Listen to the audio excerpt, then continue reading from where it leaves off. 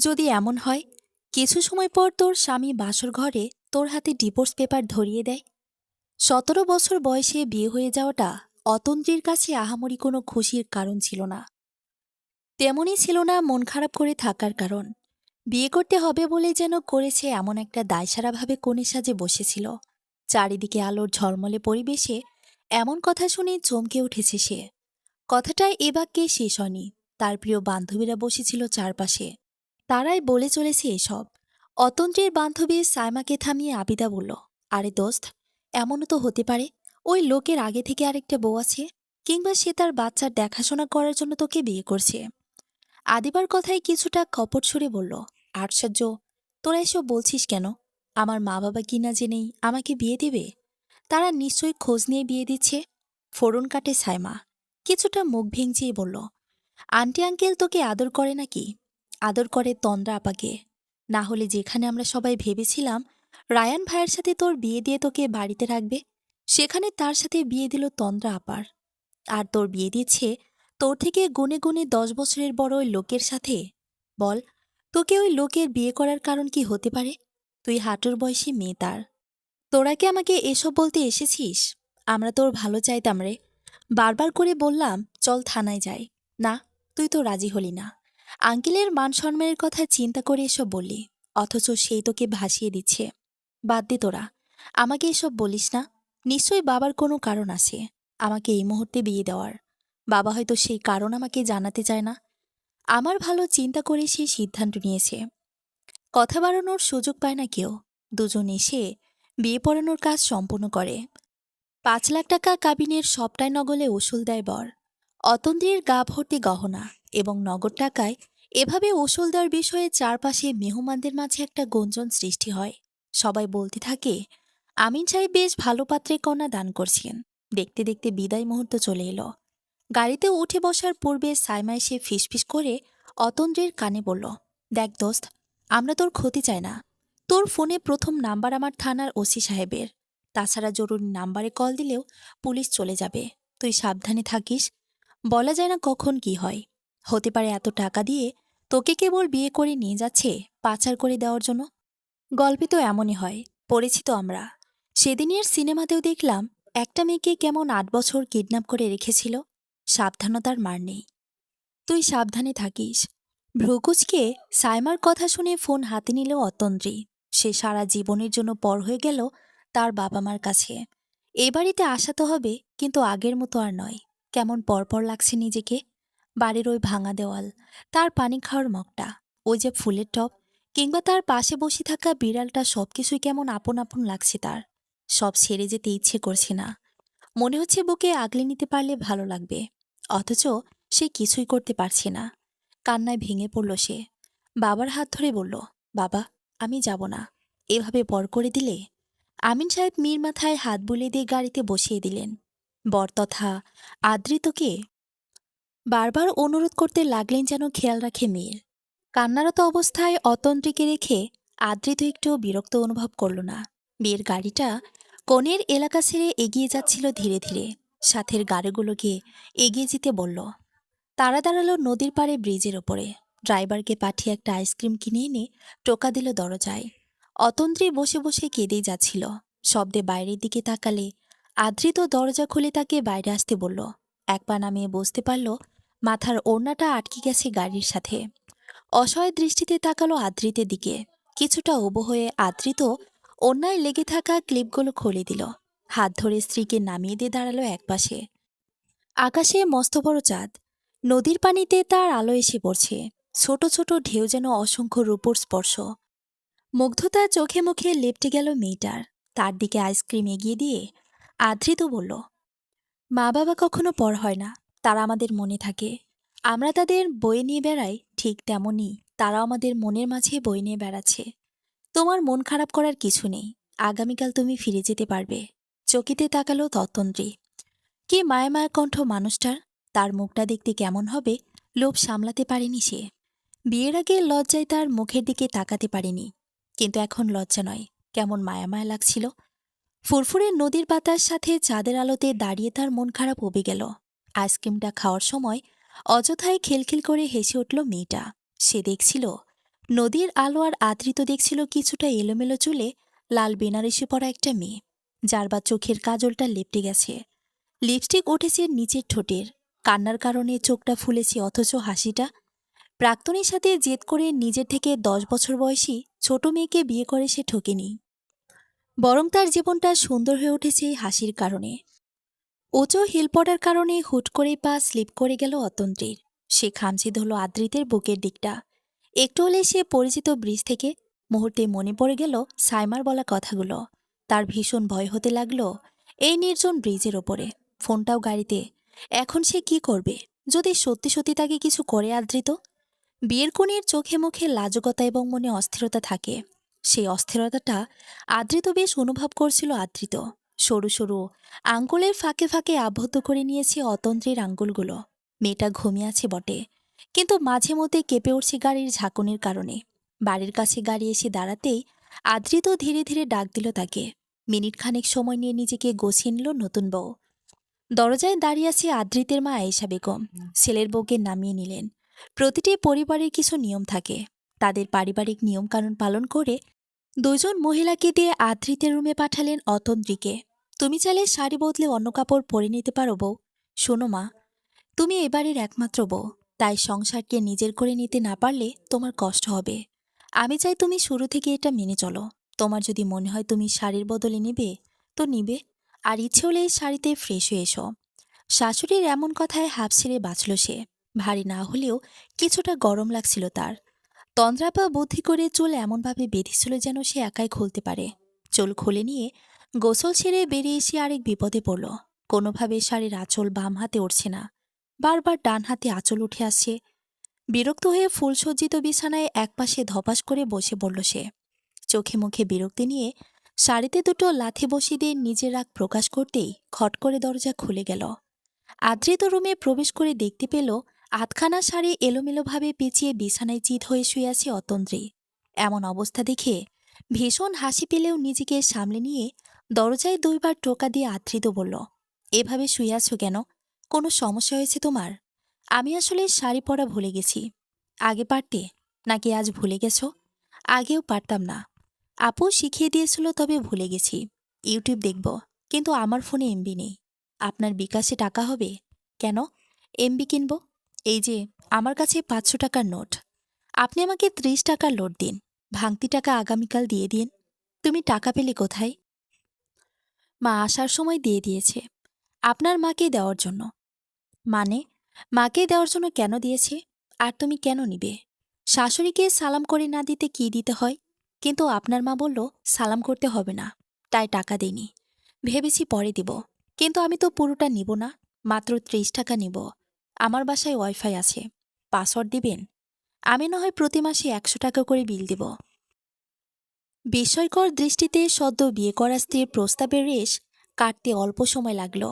নিজেকে ধাতস্থ করে জিজ্ঞেস করল, সেই 100 টাকা তুমি কোথায় পাবে? কেন?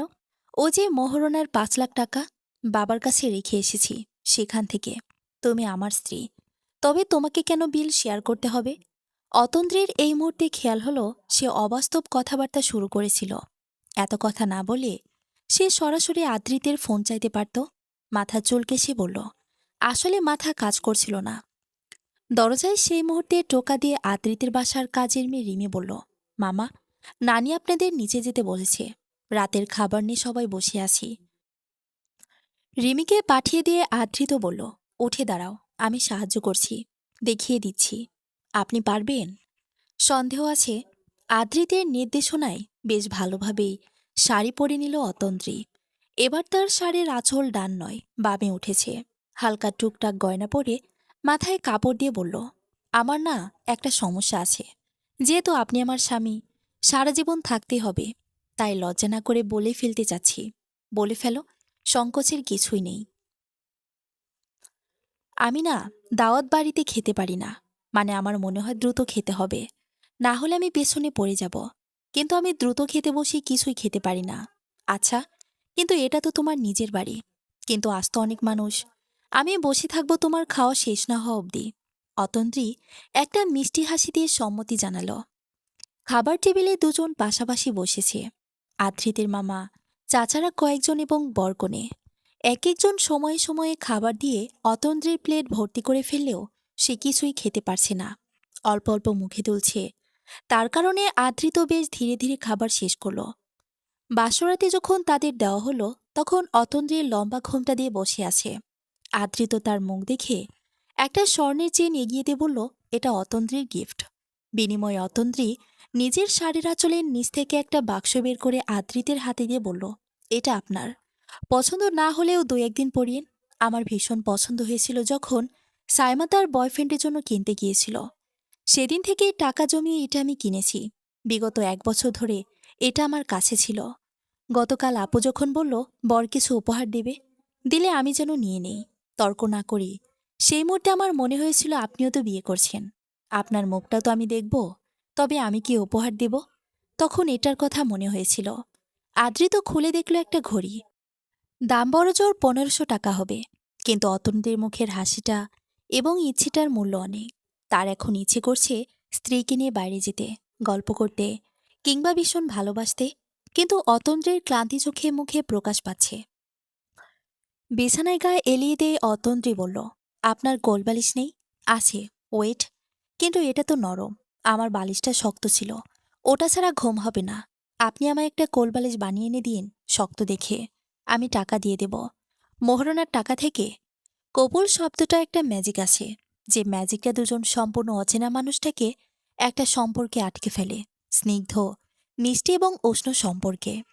পাশে ঘুমিয়ে থাকা অতন্ত্রীকে দেখে এটাই ভাবছিল আদ্রিত। মেয়েটা নিশ্চিন্তে ঘুমাচ্ছে। যখন তার খালা জানালো মেয়ে কেবল ইন্টার সেকেন্ড ইয়ারের ছাত্রী, তখন না করে দিয়েছিল সে। কিন্তু মায়ের জেদের কারণে দেখতে যেতে হলো। থ্রিপিস পরে মাথায় কাপড় দিয়ে সে বসেছিল সে। চোখে মুখে চাঞ্চলতার ছাপ ছিল স্পষ্ট। বিয়েতে কোণে রাজি এসে কিনা জানতে চেয়েছিল। সম্মতি আছে জানায় মেয়ের পরিবার। বাড়ি ফেরার পথে যখন আদ্রিতের প্রাক্তন প্রেমিকা নুরি কল দিয়ে তামাশা করল এত ছোট বয়সে মেয়েকে দেখতে গেছে এবং মেয়ে কখনোই নূরের সমকক্ষ হতে পারবে না, তখন একটা জেদ চেপে গিয়েছিল। বিয়েতে মত জানিয়ে দিয়েছিল বলেই হয়তো আজ এই সকালটা এত মিষ্টি মিষ্টি লাগছে। গতরাতে শক্ত কোলবালিশের বদলে যখন আদ্রিতের হাতে মাথা রেখে ঘুমিয়েছিল অতন্দ্রী, সেই মুহূর্তে আদ্রিত বুঝেছিল মেয়েটা যথেষ্ট বুদ্ধিমতী। সে নিজে থেকেই স্বাভাবিক হওয়ার চেষ্টা করে চলেছে। অতন্দ্রীর ঘুম ভেঙে গেল ভোরের রোদের কারণে। উঠে বসে মিনিট খানিক সময় লাগলো বুঝতে সে কোথায় আছে। ড্রেসিং টেবিলের সামনে আদ্রিত তখন নিজ চুলে চিরুনি অভিযান চালাচ্ছে। তার দিকে তাকিয়ে অতন্দ্রী বলল, আপনি এত দ্রুত গোসলও সেরে ফেলেছেন? মেকআপ করেছেন নাকি? আপনাকে অন্যরকম লাগছে। ৮টা বাজে। কিছু সময় পর তোমার পরিবারের লোক আসবে। এসে যদি আমার আসল চেহারা দেখে, তখন তো আফসোস করবে। কেন? বলবে বড় লোকের কাছে বিয়ে দিয়েছি মেয়েকে, তাই মেকআপ করছিলাম। বড় কেন বলবে? আশ্চর্য তো। আদ্রিত স্মিথ হেসে পাঞ্জাবির হাতা গোটায়। অতন্দ্রের দিকে টাওয়াল এগিয়ে দিয়ে বলল, আপনি গোসল সেরে আসুন, আমি নিচে যাচ্ছি। তবে আমাকে শাড়ি পরাবে কে? ভুলে গেছ? না ভুলিনি, তবে থাকলে ভালো হয়। ৯:৩০ নাগাদ যখন তারা রুম থেকে বের হলো, তখন আদ্রিতের বন্ধুরা সবাই চলে এসেছে। এরা সবাই নূরের বিষয়টা জানলেও তাদের বিচ্ছেদটাকে স্বাভাবিকভাবে নিতে পারেনি। এত বছরের একটা সম্পর্ক ভেঙে গেল মাত্র দুজনের আত্মহংকারের কারণে। বিয়ের খবর শুনে নূর ভেঙে পড়েছে। আদ্রিতকে তেমন একটা দুঃখী মনে হলো না, কারণ বিচ্ছেদটা ২ বছরের অধিক সময় ধরেই চলছে। বারবার সে চেষ্টা করেছিল নূরকে ফিরিয়ে আনতে, কিন্তু সে তো আসেনি। কারো জন্য কতদিন অপেক্ষা করা যায়? অপরদিকে অতন্দ্রীকে দেখে সবার মনে হলো এই মেয়েটা একটা আস্ত গোলাপ, এবং তার পাপড়িগুলো সামলে রাখছে আদ্রিত। কখনো আর চোখে স্ত্রীর দিকে তাকাচ্ছে, আবার মাথায় কাপড় ঠিক করার ইশারা দিচ্ছে, কিংবা খাওয়ার টেবিলে তার পাশে বসে খাবার প্লেটে তুলে দিচ্ছে। আমি আমার প্লেটে খাবার খেতে পারি না, অতন্ত্রীর কথায় আদ্রিত বলল। কেমন প্লেটে? এই যে একদম সমান প্লেট। খাবার খাওয়ার থেকে পড়ে যাবে বেশি। আমি খাবো না, প্লেট চেঞ্জ করে দিচ্ছি। না, লোকে কি বলবে? বউ এক আস্ত পেটু, গামলায় খেতে বসেছে, গোলবাটিতে খেতে পারবে? মাথা ঝাঁকিয়ে জবাব দেয় অতন্ত্রী। আদ্রিত হাত ইশারায় কাজের মেয়েকে আসতে বলল। রিমি এগিয়ে এসে নির্দেশ মতো একটা কাচের বাটি এনে দিল। জরুরি ফোন পেয়ে আদ্রিত উঠে যেতে অতন্ত্রীর মনে হলো এই বাড়িতে এক্ষুনি বুঝি সে হারিয়ে যাবে। কাউকেই তেমন চিনে না। সবার খাওয়া শেষ হলেই কিছু খেতে পারল না সে। হাত গুটিয়ে বসে রইল। সুবিধা মতো উঠে হাত ধর পর তার শাশুড়ি এসে বলল, তোমার বাবা এসেছে। বাবার সাথে দেখা করে মন ভালো হয়ে গেল তার। শ্বশুরবাড়ির সবাই তার বাবার আনা মাছের প্রশংসা করছে। মেয়ের বাড়িতে বিয়ের পর দিন হলুদের কাপড়, মাছ এবং দুধ নিয়ে যেতে হয়। অতন্দ্রের বাবা শৈল মাছ এনেছেন।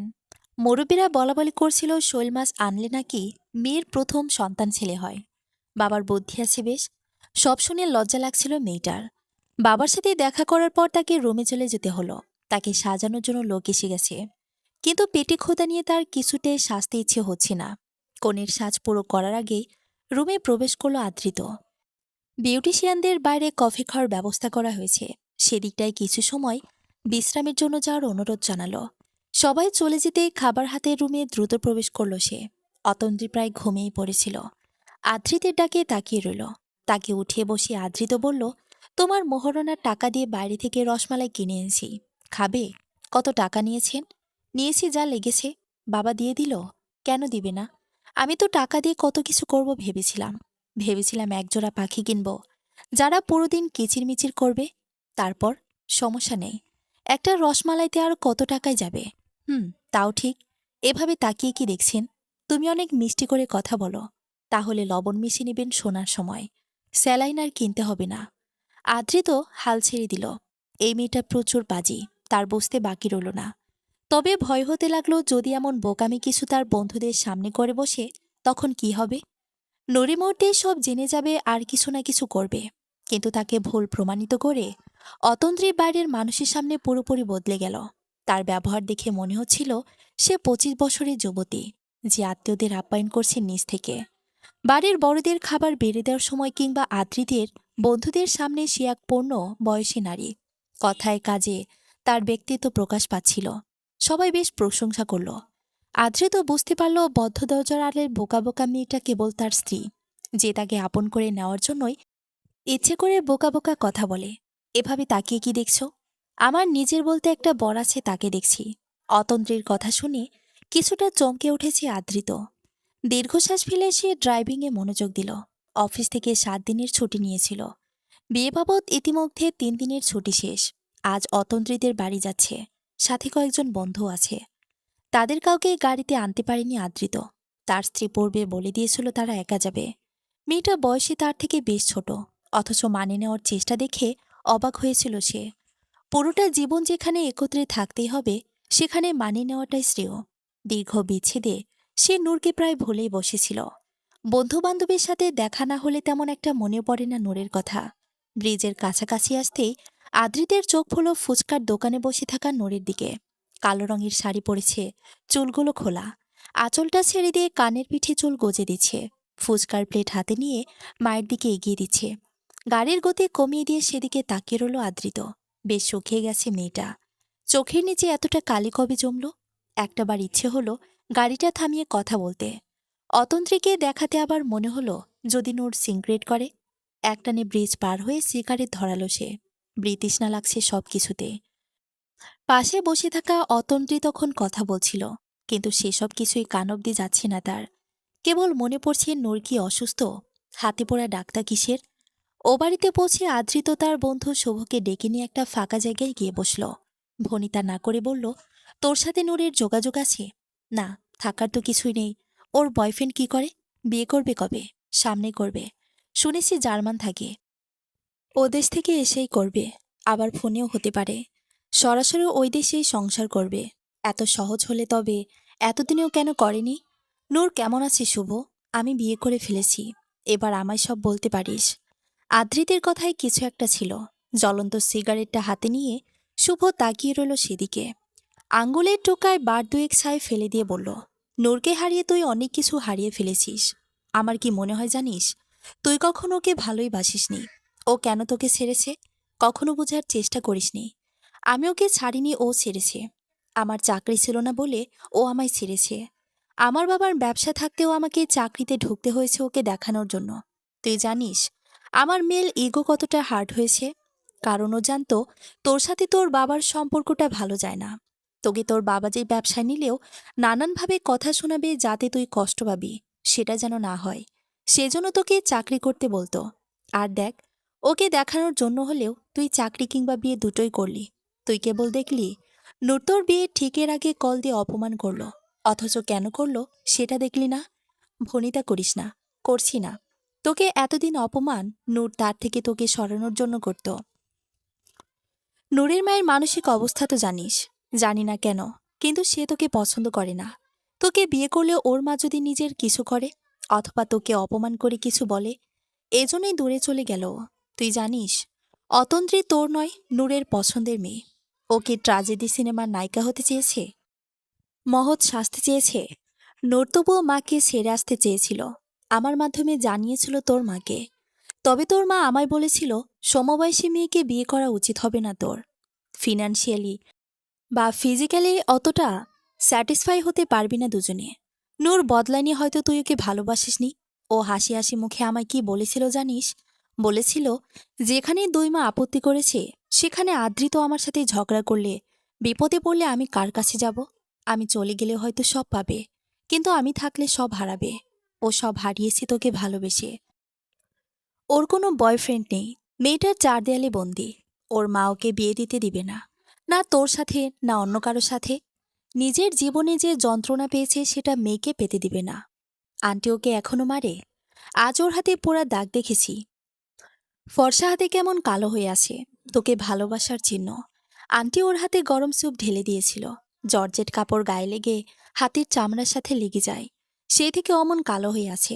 তোর প্রয়োজন নেই ওর জন্য সমবেদনা প্রকাশ করার, কারণ ও নিজেকে গুছিয়ে নিয়েছে তোকে ছাড়া। আমাকে আগে বলতে পারতি। কখনো জানতে চাসনি তাই বলিনি। আদ্রিত উঠে দাঁড়ালো। নূরের নাম্বারে ডায়াল করলো। ফোন রিসিভ করে তামাশার সুরে নূর বলল, নতুন বউ রেখে আমাকে কল? বউ পছন্দ হয়নি বুঝি? তুমি অনেক বউ পাবে, কিন্তু নূর পাবে না। সত্যি আমি আমার জীবনে আরেকটা নূর পাবো না। কেমন আছো তুমি? আমি সবসময় ভালো থাকি। নূর, অতন্ত্রীকে তোমার পছন্দ হয়েছে? ফোনের অপর প্রান্তে চুপ রইল নূর। বুঝতে বাকি রইল না, আদ্রিত সবটা জেনে গেছে। অধরে স্মিথ হাসি ফুটিয়ে বলল, তোমার জন্য একটা মিষ্টি পুতুল পেয়েছিলাম আমি। ওর হাসি হাসি মুখ তোমাকে ভালো রাখবে। আজকের পর থেকে তুমি আমাকে কোনোদিন কল দিবে না। আমি নেই তোমার জীবনে। অতন্দ্রী সব। ওকে আগলে রাখবে, ভালোবাসবে। আমি হারিয়েছি 2 বছর আগেই। আমার কথা বা পরিস্থিতি ভেবে ওকে কষ্ট দিও না। আন্টির কথা ভেবে আর কতদিন এভাবে থাকবে? ভাইয়া, আপু নিজেদের গুছিয়ে নিয়েছে। তারা মায়ের এই রোগটাকে কখনোই পাত্তে দেয়নি, তুমি তো জানো। আমি ছাড়া মায়ের আর কেউই নেই। আন্টির অসুস্থতা বেড়েছে। আমি সাথে থাকলে মা সুস্থ। নূর, হুঁ, পারলে মাফ করে দিও। খিলখিল করে হেসে ওঠে মেয়েটা। নিশ্চয়ই ওপাশে সে কাঁদছে। তবুও বলল, প্রাক্তন মানে প্রতিদ্বন্দ্বী নয়। আমার কাছে তুমি সারা জীবন সেই সাদা শার্ট পরে বৃষ্টি ভেজা যুবক হয়েই থাকবে, যে বাসে আমার পাশে বসে রুমাল বাঁধে আমার ওড়না দিয়ে মুখ মুছেছিল। আমিও একদিন সুখী হব। চিন্তা করো না। ভালো থেকো। আমার উপহারটার খেয়াল রেখো। ফোন রেখে পুকুরের পানির দিকে তাকিয়ে রইল আদ্রিত। তার ভীষণ কষ্ট হচ্ছে। তার অগোচরে এত কিছু হয়ে গেল। সিগারেট জ্বালাতে অনুভব করলো পেছন থেকে দুটো হাত এসে আগলে নিল বুকের দিকটা। কেউ একজন তার পিঠে মাথা রেখে বলল, আপনার অতীত জেনেও আমি আপনাকে ভালোবাসি আদ্রিত। আমি আপনার মন খারাপ ভালো করে দেব। কথা দিচ্ছি। আদ্রিতের ইচ্ছে করেছিল নূরের সাথে অতন্দ্রের পরিচয় কিভাবে সেটা জানতে, নূরের কথা শুনতে, কিন্তু সে করেনি। নূর তার জীবন থেকে হাওয়ায় মিঠাইয়ের মতো মিলিয়ে গিয়েছিল সে রাতের পর থেকে। পরবর্তী আড্ডায় শুনেছিল ভাইয়ের কাছে মাকে নিয়ে চলে গেছে দেশ ছেড়ে। এরপর তার ওর কোনো খোঁজ কেউ পাচ্ছে না। সে যেন ইচ্ছে করে সবার সাথে যোগাযোগ বন্ধ করে দিয়েছে। এর মাঝে হুট করে একদিন নূরকে অনলাইন দেখতে পায় একজন ক্লাসমেট। সে জিজ্ঞেস করেছিল, নূর তাকে ছোট করে রিপ্লেতে বলেছিল, আমি তোদের সাথে যোগাযোগ রাখলে না চাইতেও আদ্রিতের খবর জানতে ইচ্ছে করবে।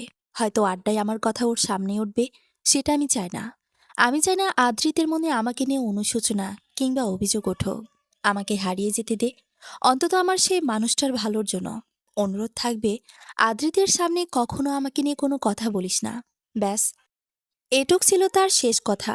এরপর তাকে যতই কেউ মেসেজ করা হোক না কেন, সে রিপ্লাই করেনি।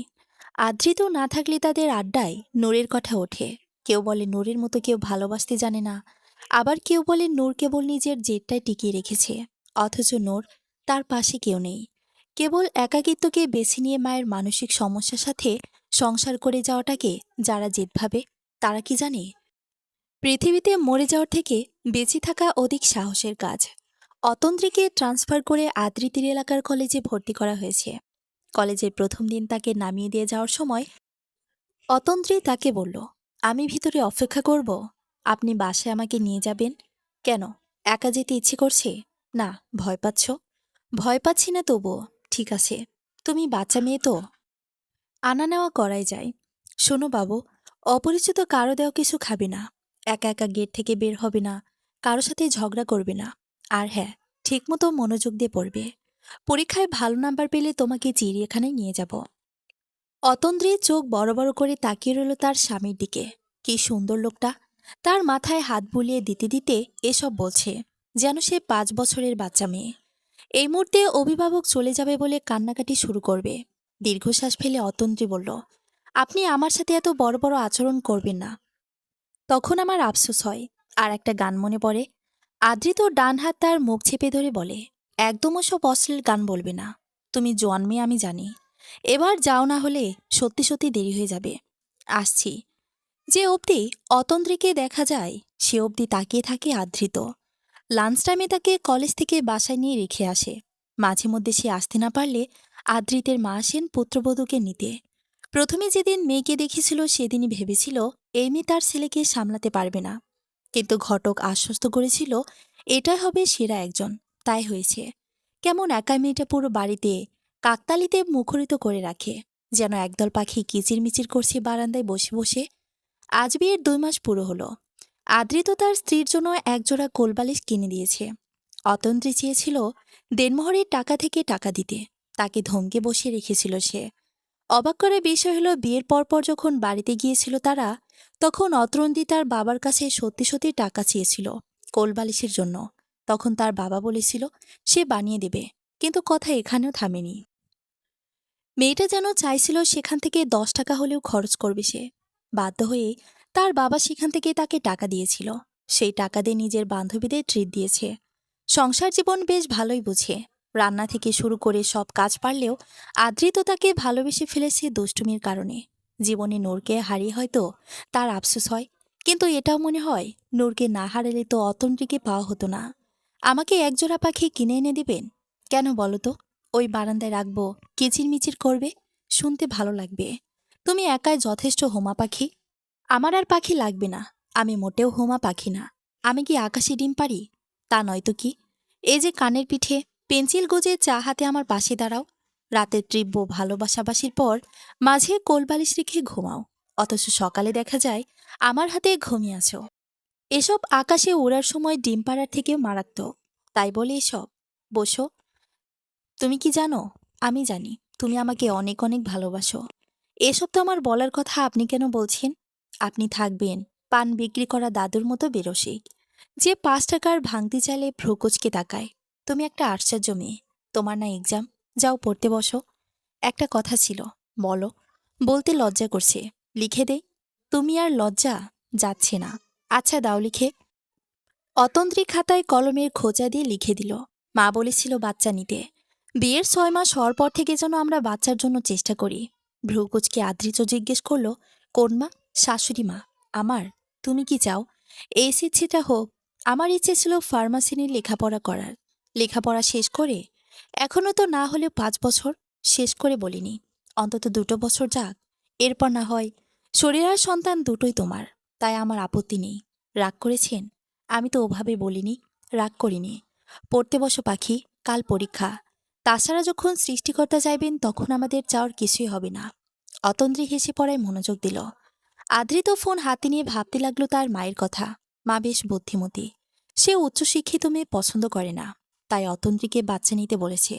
কেননা বাচ্চা হলে পড়াশোনা তেমন হবে না, কিন্তু আদ্রিত পূর্ণ করবে অতন্ত্রীর সব স্বপ্ন। একজনকে ভালোবেসে আগলে রাখতে না পারার আক্ষেপটা আসতে না দেওয়া হোমা পাখিটাকে সে আগলে রাখবে, যে পাখিটার একটু কিচিরমিচির শব্দে উবে যায় সকল ক্লান্তি ভর করে একরাশ প্রশান্তি। সমাপ্ত। বিশেষ দ্রষ্টব্য: বিচ্ছেদ যদি নির্ধারিত থাকে তবে হবেই। কাউকে ভালোবেসে নিজের বিবাহিত পার্টনারকে অবহেলা করা সঠিক নয়। দুই পাশ থেকে এক কদম এক কদম এগিয়ে এলে 2 কদম আগানো হয়ে যায়। ঠিক তেমনি প্রাক্তন মানে প্রতিদ্বন্দ্বী নয়।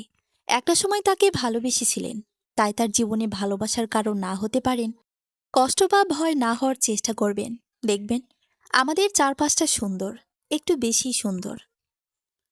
অবশ্যই মতামত দিয়ে জানাবেন কেমন লেগেছে। ধন্যবাদ।